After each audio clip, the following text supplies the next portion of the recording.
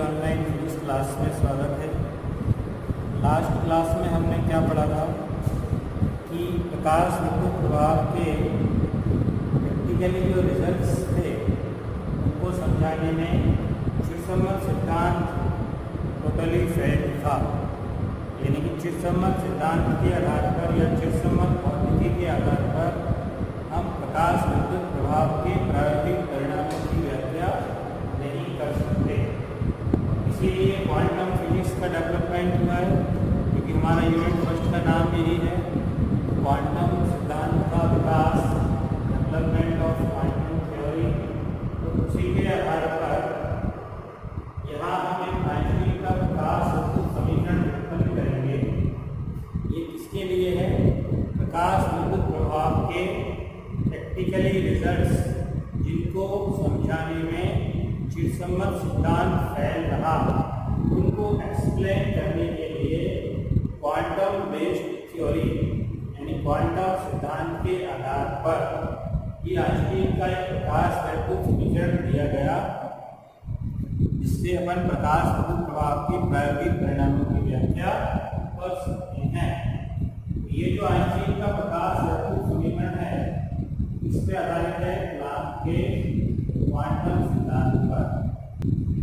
इस पर आधारित है प्लांक के क्वांटम सिद्धांत पर।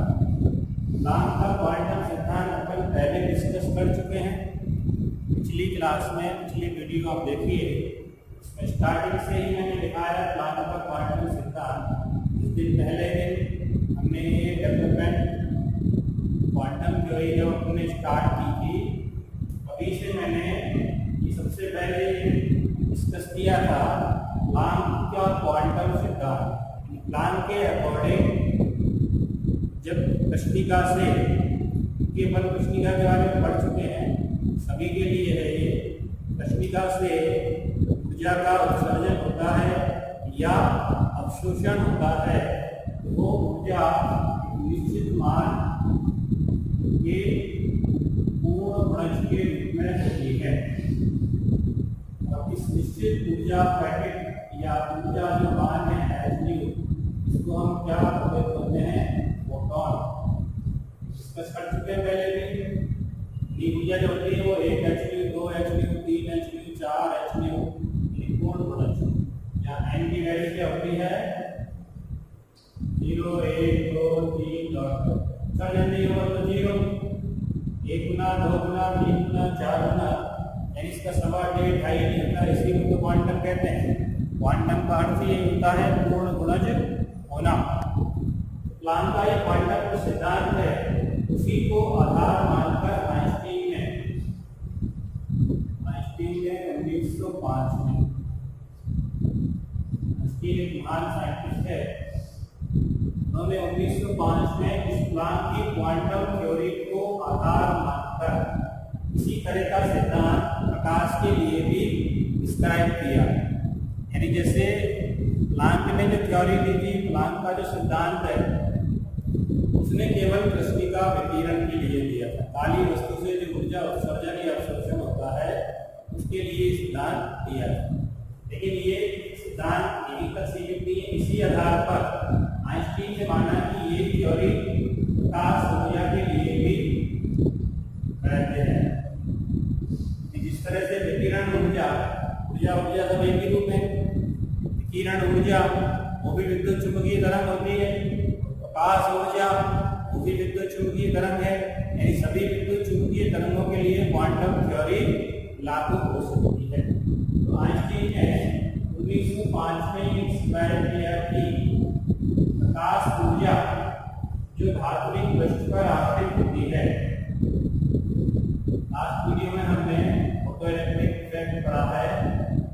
उस इफेक्ट में हमने पढ़ा है कि धात्विक सतह या धात्विक पृष्ठ पर प्रकाश ऊर्जा जब आपतित होती है, तो वो ऊर्जा किस रूप में आपतित होगी?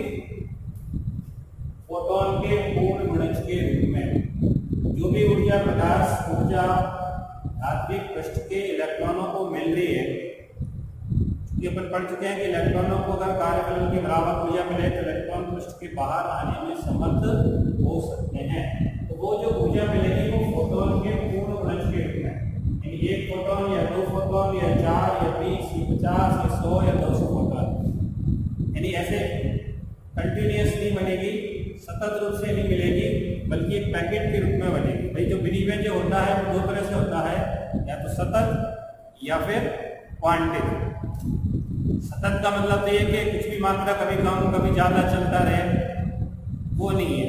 यहाँ पे जो विनिमय होगा, ऊर्जा जो मिलेगी इलेक्ट्रॉनों को, वो क्वांटिक मिलेगी, यानी पैकेट के रूप में। जैसे अपन किसी कहीं बाढ़ग्रस्त इलाकों में खाना बांटें तो सब बराबर बराबर मात्रा के पैकेट बनाते हैं। जैसे बिस्किट का पैकेट होता है 100 ग्राम का, 10 बिस्किट आते हैं, उसके अंदर तो निश्चित वैल्यू होगी ना 10। अब किसी को भी अगर मिलेगा तो पूरा पैकेट मिलेगा, आधा पैकेट का कोई सवाल नहीं है। पूरा पैकेट मिले, 2 पैकेट मिले, 4 पैकेट मिले, 10 मिले, 20 मिले, तो पूर्ण गुणज हो गया ना एक पैकेट का 10 गुना, 20 गुना, 5 गुना, 6 गुना। यानी आधा पैकेट या आधे में से 2 बिस्किट निकाल के ऐसा कुछ नहीं है। यहाँ पे भी जो फोटोन मिलेगा वो पूरा मिलेगा 1 इलेक्ट्रॉन को। तो आइंस्टीन की जो थ्योरी है, आइंस्टीन का जो सिद्धांत है, उसके अकॉर्डिंग जो धात्विक सतह पर मान लीजिए धात्विक सतह है और इसमें ये इलेक्ट्रॉन है, धात्विक पृष्ठ पर इलेक्ट्रॉन है, वो इलेक्ट्रॉन जिनको कहते हैं जो आयतन कक्षा के इलेक्ट्रॉन होते हैं, ऊर्जा ग्रहण करके परमाणु से मुक्त हो सकते हैं, उनको जो ऊर्जा मिलेगी वो फोटोन के रूप में मिलेगी। ये क्या है? फोटोन। एक ऊर्जा इसको मिली, एक इसको। आइंस्टीन के अकॉर्डिंग एक फोटोन की कंप्लीट ऊर्जा एक ही इलेक्ट्रॉन को मिलेगी। जैसे एक बिस्कुट का पैकेट एक ही आदमी को मिलेगा, बांटने का नहीं है उसको कि तुम दोनों बांट लो या 3 जने बांट लो। तो जो फोटोन यहाँ आपतित हो रहे हैं, तो एक फोटोन की कंप्लीट ऊर्जा, एक फोटोन की ऊर्जा कितनी है? एक ही इलेक्ट्रॉन को प्राप्त होगी, ऐसे नहीं वो बढ़ेगी। 20 फोटोन अगर आपतित हुए धात्विक पृष्ठ पर, 20 इलेक्ट्रॉनों को वो फोटोन मिल जाएंगे। फोटोन का मतलब क्या है? ऊर्जा ही तो है, ऊर्जा पैकेट, यानी एनर्जी का मान है। अब वो ड्यू पे डिपेंड करेगा, कुछ भी हो सकता है, लेकिन ये ऊर्जा बढ़ेगी क्योंकि ये पैकेट है। पैकेट तो एक जने को मिल गया फिक्स, ये पैकेट रहा। अब एक फोटोन की कंप्लीट ऊर्जा एक ही इलेक्ट्रॉन को मिलेगी।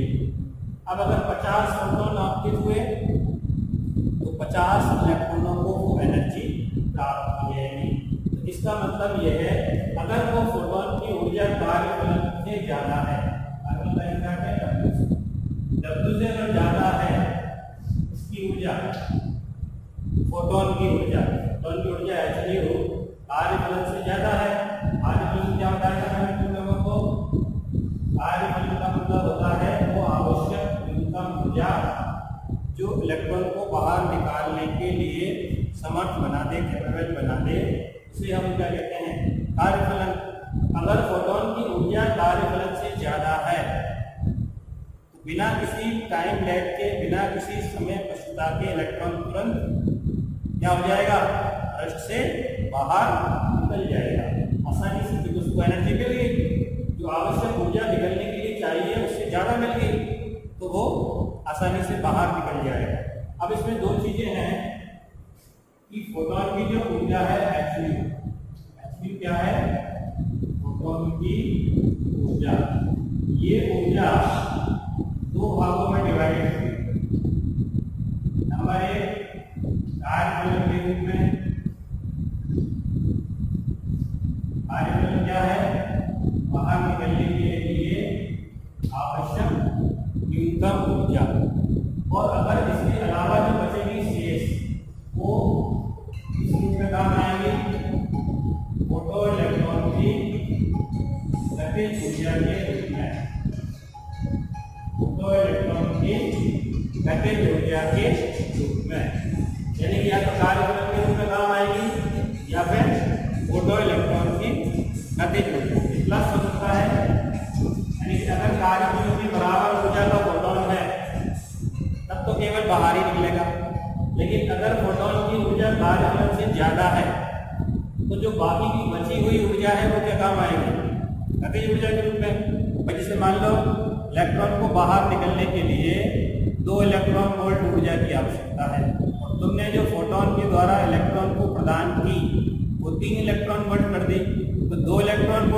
बाहर निकलने में काम आएगी, और बाकी की जो शेष 1 इलेक्ट्रॉन वोल्ट ऊर्जा है वो किस रूप में काम आएगी? गतिज ऊर्जा के रूप में। उस ऊर्जा को लेकर वो गति भी कर सकता है। इसीलिए हमने देखा था फोटो इलेक्ट्रिक इफेक्ट का जो प्रैक्टिकली अपन ने एनालिसिस किया था, उसमें हमने देखा था कि सारे फोटो इलेक्ट्रॉन ऋण विभव पर एक साथ प्रतिकर्षित नहीं होते। प्रकाश धारा का मान एकदम से शून्य नहीं होता। क्यों नहीं होता? कि कुछ की ज्यादा गतिज ऊर्जा होती है, तो वो ऋण विभव के प्रतिकर्षण के बावजूद प्लेट P2 तक पहुंच जाते हैं, और जिनकी ऊर्जा कम होती है, गतिज ऊर्जा, वो नहीं पहुंच पाते, प्रतिकर्षित हो जाते हैं। सारे फोटो इलेक्ट्रॉन नहीं पहुंच पाते, इसलिए प्रकाश धारा का मान घट जाता है। और जब सारे प्रतिकर्षित हो जाते हैं और ज्यादा विभव बढ़ाते हैं ऋण विभव, तो धारा शून्य होती है। इसको अपन क्या कहते हैं? विरोधी विभव।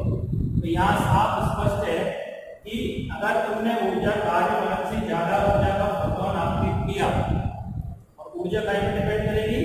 आवृत्ति न्यू पर। एच तो कांस्टेंट है, प्लांक नियम का, न्यू पर डिपेंड करेगी।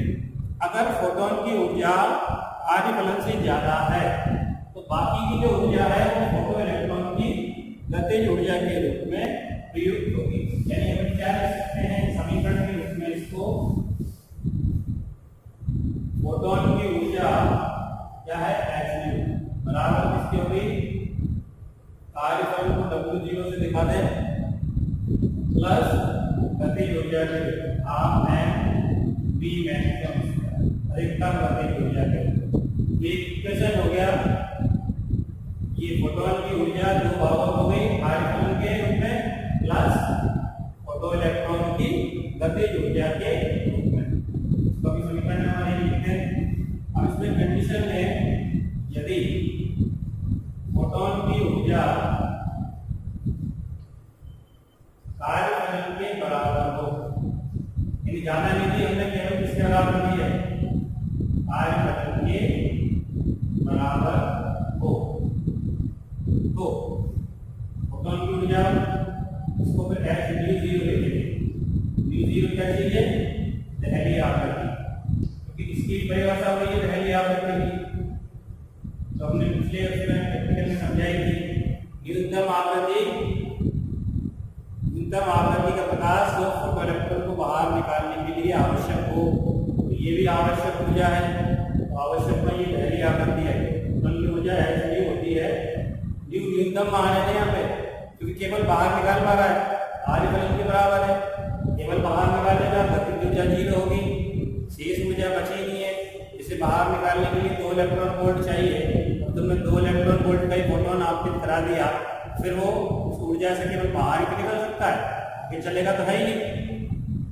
यहाँ पे hν0 ड्यूटी जगह v0 हो गया, तो फिर दहली आवृत्ति की न्यूनतम आवृत्ति होती है W0 और गतिज ऊर्जा 0। ये समीकरण नंबर 2। समीकरण 2 से एक मान रखते हैं, W0 की जगह लिखते हैं hν0।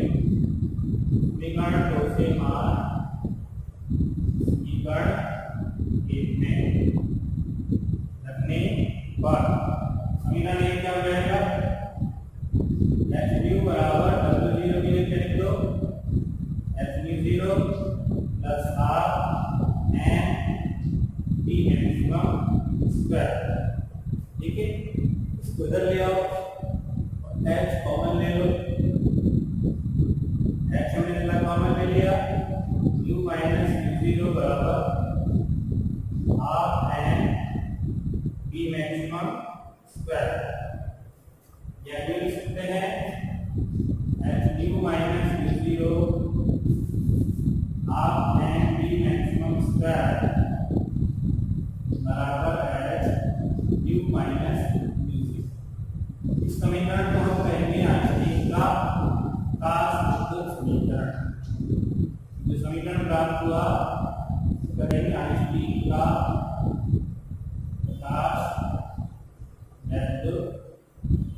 समीकरण कहते हैं।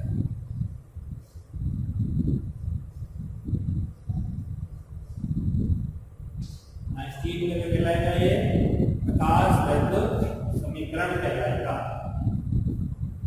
या इसको अपन ये कह सकते हैं, क्योंकि अपन ने पहले डिस्कस किया गतिज ऊर्जा किसके बराबर होती है? विरोधी विभव के रूप में, v0 के बराबर होती है कि नहीं?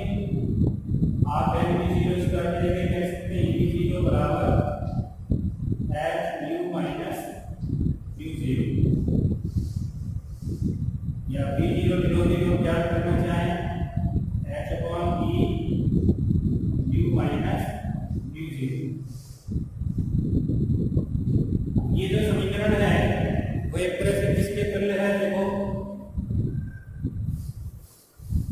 y बराबर mx प्लस c सरल रेखा समीकरण होता है कि नहीं, इसकी तुलना सरल रेखीय समीकरण y बराबर mx प्लस c, यहाँ ये सरल रेखा समीकरण इसके तुल्य है कि देखो y की जगह v0 हो गया, m की जगह h अपॉन e और न्यू है इसको अपन ये को लिख सकते हैं y की जगह v0 हो गया h अपॉन e न्यू और ये minus h upon e mu zero पूरा कांस्टेंट है कि नहीं, h कांस्टेंट से प्लान नहीं होता, e कांस्टेंट है इलेक्ट्रॉन का आवेश और न्यू जीरो फिक्स आवृत्ति होती है, एक धातु के लिए तो कांस्टेंट ही मानी जाएगी। ये कांस्टेंट हो गया, न्यू का मान जैसे जैसे बढ़ेगा इसका मान बढ़ेगा, विरोधी विभव का मान बढ़ेगा। जो ग्राफ मैंने पिछले प्रैक्टिकली डिस्कशन में भी बनाया था, याद करिए, विरोधी विभव और आवृत्ति ग्राफ बनाया था कि नहीं, सीधी रेखा में आया था, याद है, ये वो ग्राफ है इसको फॉलो कर रहा है। देखो ये कांस्टेंट है mx प्लस c, m ढाल है वक्र, m की जगह क्या हो गया h अपॉन b, इसको क्या कहते हैं वक्र की प्रवणता, वक्र का ढाल। न्यू जीरो से स्टार्ट होता है क्योंकि दाहिनी आवृत्ति से कम है तो प्रकाश अगर डालेंगे फोटो इलेक्ट्रॉन उत्सर्जन होता ही नहीं है, इसके आगे जैसे जैसे आवृत्ति बढ़ेगी v0 का संख्यात्मक मान भी बढ़ता जाता है। वहां मैं प्रैक्टिकली इसको बताया था, अब इस थ्योरी के आधार पर, गणितीय सिद्धांत के आधार पर हम इसको एक्सप्लेन कर सकते हैं। तो इसका मतलब ये हुआ कि जो प्रैक्टिकल कह रहा है वही सारी कहानी इस थ्योरी से भी डिस्क्राइब हो रही है, ये सिद्धांत भी उसी चीज को पूर्णतः संतुष्ट कर रहा है। इसका मतलब ये साफ है कि इस समीकरण के आधार पर हम प्रकाश वैद्युत उत्सर्जन या प्रकाश वैद्युत प्रभाव के सभी प्रायोगिक परिणामों की व्याख्या कर सकते हैं। तो एक एक करके हम सारे पॉइंट्स की व्याख्या करेंगे। नंबर 1, जैसा कि मैं पहला पॉइंट दिखाया था, 5 पॉइंट्स मैंने उस समय समझाए थे। प्रैक्टिकली एनालिसिस के आधार पर जो रिजल्ट्स हमें मिले उनको हमने 5 पॉइंट में डिवाइड कर दिया। पहला पॉइंट क्या है, आपतित प्रकाश की तीव्रता बढ़ाने पर, आपतित प्रकाश की तीव्रता बढ़ाने पर उत्सर्जित फोटो इलेक्ट्रॉनों की संख्या में वृद्धि होती है। ऐसा लिखाया था पहला पॉइंट। तो उसको यहाँ कैसे एक्सप्लेन करेंगे, तो तीव्रता जब बढ़ाएंगे, तीव्रता बढ़ाने से मतलब क्या है, जैसे मान लो ये धात्विक पृष्ठ, ठीक है, इसमें कई सारे इलेक्ट्रॉन धात्विक पृष्ठ पर उपस्थित हो सकते हैं, ये सारे क्या है मुक्त इलेक्ट्रॉन। अब कम तीव्रता का प्रकाश मतलब कम क्षेत्रफल में प्रकाश आपको हो रहा है, तो फोटोन में केवल यही आपके होंगे, फोटोन जो आ रहे हैं को जाके केवल इतने भाग पे आपके होंगे कि नहीं, और जब इतने भाग पे फोटोन आपके होंगे तो कितने इलेक्ट्रॉनों को मिलेंगे।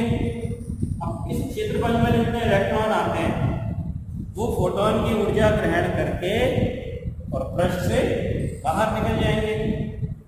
अब अगर मान लो अगर तीव्रता बढ़ा दी, तीव्रता बढ़ाने का मतलब ज्यादा क्षेत्रफल में प्रकाश आपने बुलाया चाहिए। अब कितने क्षेत्रफल में प्रकाश आपने बुलाया, लेकिन नहीं, ज्यादा क्षेत्रफल में जब प्रकाश आपतित होगा तो ज्यादा फोटोन आपतित होंगे, ज्यादा क्षेत्रफल पे आपतित होंगे तो ज्यादा इलेक्ट्रॉनों को फोटोन की ऊर्जा मिलेगी, ठीक है ना। जैसे मान लो पहले 20 फोटोन आपतित हो रहे थे, 20 फोटोन की ऊर्जा 20 इलेक्ट्रॉन को मिलेगी, 20 इलेक्ट्रॉन ही उत्सर्जित होंगे। अब जैसे ही हमने तीव्रता बढ़ाई तो 20 की बजाय मान लो 50 फोटोन आपतित हुए, तो 50 फोटोन की ऊर्जा 50 इलेक्ट्रॉनों को मिलेगी। जैसा मैं पहले भी बता चुका हूँ कि एक फोटोन की ऊर्जा केवल एक ही इलेक्ट्रॉन को मिलती है, तो 50 फोटोन की ऊर्जा 50 इलेक्ट्रॉनों को मिलेगी। तो 50 इलेक्ट्रॉन उस फोटोन की ऊर्जा को ग्रहण करके पृष्ठ से क्या हो जाएंगे, उत्सर्जित हो जाएंगे। सीधा सा लॉजिक है। इसका मतलब साफ है कि प्रकाश की तीव्रता बढ़ाने पर क्या होगा, प्रति सेकंड उत्सर्जित फोटो इलेक्ट्रॉनों की संख्या में वृद्धि होगी। ठीक है, पहला पॉइंट क्लियर हो गया।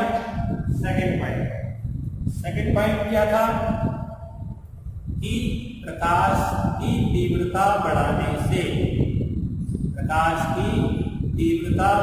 से फोटो इलेक्ट्रॉनों की गतिज ऊर्जा नहीं बढ़ती। उसको एक्सप्लेन अपन इसमें कर सकते हैं। देखो फोटो इलेक्ट्रॉन की गतिज ऊर्जा है ये half M V maximum square में लिखा है, वो क्या है, फोटो इलेक्ट्रॉन की गतिज ऊर्जा।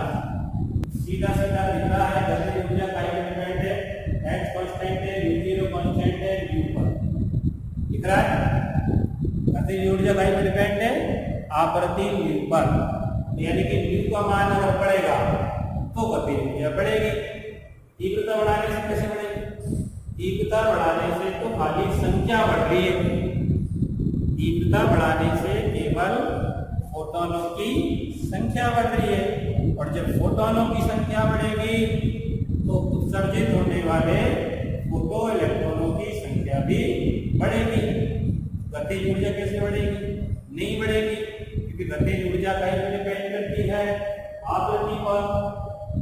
सीधा स्पष्ट हो गया। Second point clear. क्या, तीव्रता बढ़ाने से गतिज ऊर्जा नहीं बढ़ती। थर्ड पॉइंट की बात करते हैं अपन।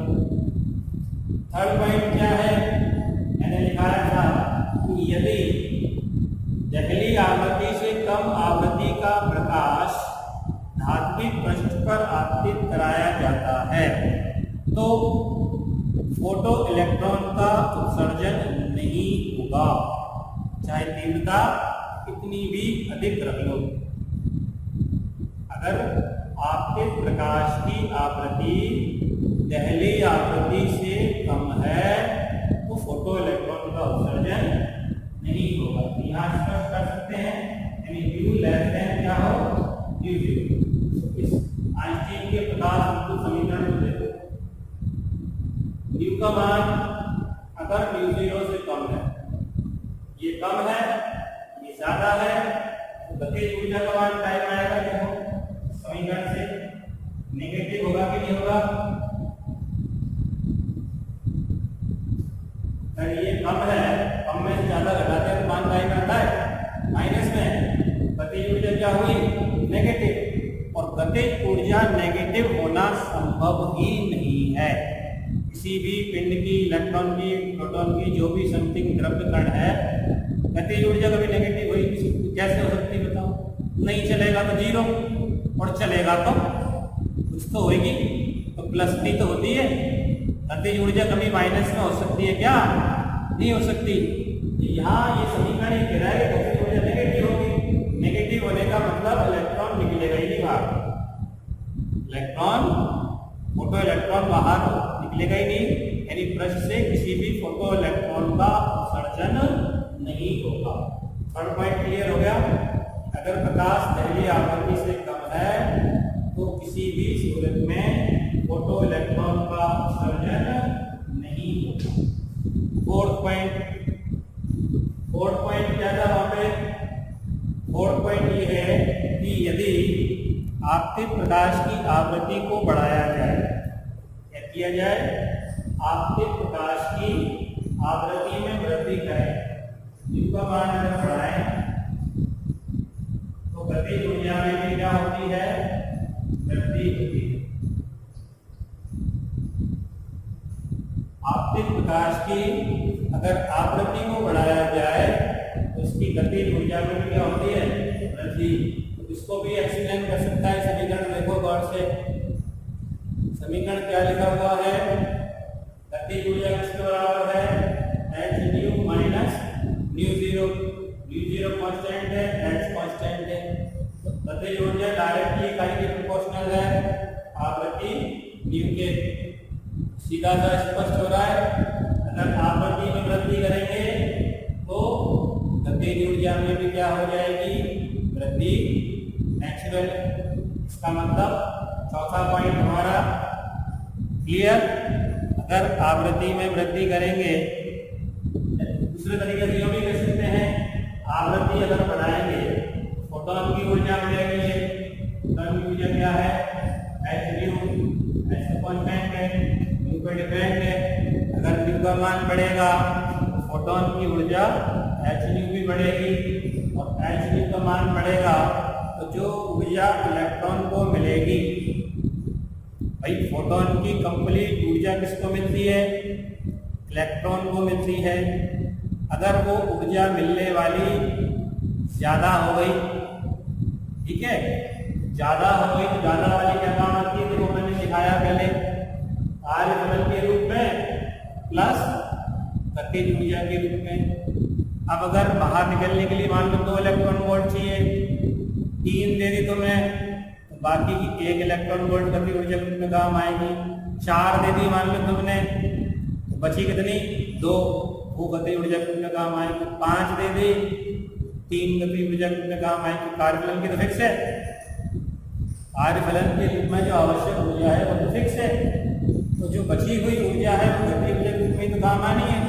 इसलिए जैसे ही आवृत्ति बढ़ाएंगे फोटो इलेक्ट्रॉन की गतिज ऊर्जा में भी क्या हो जाएगी, वृद्धि। 4 पॉइंट क्लियर हो गए। 5वां पॉइंट, 5वां पॉइंट क्या लिखा था वहां पे हमने, 5वां पॉइंट ये लिखा था कि अगर धात्विक पृष्ठ पर आपतित प्रकाश की आवृत्ति दहली आवृत्ति से अधिक है, अगर आपतित प्रकाश की आवृत्ति दहली आवृत्ति से अधिक है तो प्रकाश के आपतित होने और इलेक्ट्रॉन के उत्सर्जित होने में कोई समय पश्चता नहीं होती, यानी कोई लेट लगती नहीं है, तुरंत निकलेगा। जैसे ही प्रकाश दहली आवृत्ति से ज्यादा का आपतित हुआ, फोटो इलेक्ट्रॉन तुरंत निकलेगा। इसको अपन ऐसे एक्सप्लेन कर सकते हैं, इसके लिए समीकरण की आवश्यकता नहीं है। इसके लिए तो ये है कि क्योंकि मैंने लिखा है फोटोन की ऊर्जा में काम आती है कार्यफलन के रूप में प्लस गतिज ऊर्जा के रूप में। अगर फोटोन की ऊर्जा कार्यफलन से ज्यादा है या उसके बराबर भी है, h0 बराबर है या w0 से क्या है, ज्यादा है, तो क्या होगा, निकलने का समय, क्योंकि एक फोटोन की ऊर्जा एक ही इलेक्ट्रॉन को तो मिल रही है, भाई समय कम लगता है। इसमें मैंने पहले भी समझाया था कि अपन खाना खाने बैठे हैं, सबको एक एक करके सामान दिया कि पहले सबको मिठाई दे दी, फिर कचौड़ी, फिर दही, फिर रायता, सब्जी, पूरी, तो टाइम लगेगा वितरित होगा। तो जैसा कि चिरसमन सिद्धांत कहता है कि ऊर्जा वितरित होने में वितरित होती है, तो आवश्यक ऊर्जा संग्रहित करने में समय लगना चाहिए, लेकिन यहाँ ऊर्जा वितरित हो ही नहीं रही। अपन पहली लाइन से क्या कह रहे हैं, आइंस्टीन की थ्योरी क्या कह रही है कि फोटोन की कंप्लीट एनर्जी केवल एक ही इलेक्ट्रॉन को मिलेगी। 20 इलेक्ट्रॉन है, 20 फोटोन की ऊर्जा मिलेगी। 50 फोटोन आपतित हुए, 50 को मिलेगी। जिसको ऊर्जा मिली वो एक ही बार मिली। अगर वो ऊर्जा पर्याप्त है, कार्यफलन के बराबर या उससे ज्यादा है, तो तुरंत निकलेगा। क्यों समय लगाएगा? जैसे राशन की दुकान में जाओ तो 2 पैटर्न होते हैं, 2 प्रोसेस होते हैं। एक तो ये कि सबको पहले दाल बांट दी, जैसे मान लो 20 लोगों की लाइन है, सबको चावल बांट दिए, अभी हटेंगे नहीं सब लोग, तो कभी तेल मिलेगा, फिर चीनी मिलेगी, नमक, मिर्ची, धनिया, हल्दी। जब कंप्लीट राशन हो जाएगा तभी लाइन में से हटेगा। तो चिरसम्मत सिद्धांत की थ्योरी तो इसी के अकॉर्डिंग थी, धीरे धीरे धीरे ऊर्जा मिलेगी और जब कंप्लीट ऊर्जा कार्यफलन के बराबर हो जाएगी तभी इलेक्ट्रॉन निकलेगा। लेकिन यहाँ तो थ्योरी ये कह रही है कि ऊर्जा बट तो यही नहीं है। अब राशन का दूसरा तरीका क्या है, एक कार्टून बनाओ, उसमें आवश्यक चीजें सब, कि ये दाल 2 किलो चावल, 1 किलो दाल, धनिया, मिर्ची 100 ग्राम, ये सब जो भी क्वांटिटी में आवश्यक होता है वो सब एक साथ एक डिब्बे में पैक कर दिया। जिसने राशन दिखाया उसको दिया, चलो पुण्य क्या काम, तुरंत जाएगा ना।